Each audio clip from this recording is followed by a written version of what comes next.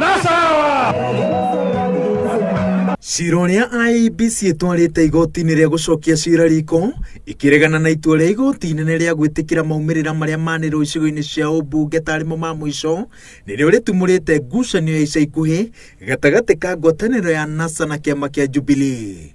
IEBC inatakana waheshimu sheria vile iliyoko, na mahakama tayari ilifanya uamuzi ya kusema ati matokeo ya kura ambayo imetangazwa na yule msimamizi ya kura katika sehemu wakilishi bungeni inakuwa ndio mwisho.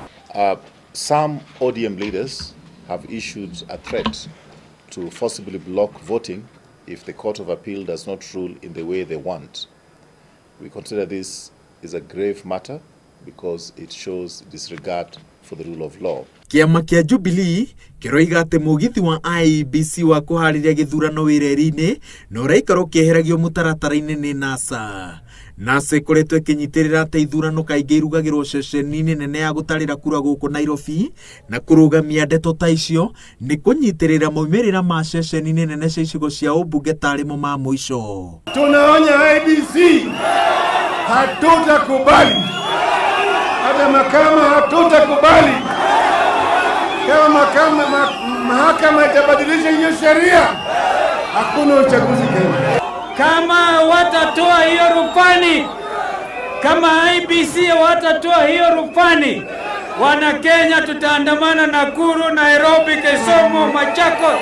Even with the new IEBC, their actions have not ceased, proving that their motive is not in the public interest, but designed to precipitate constitutional crisis.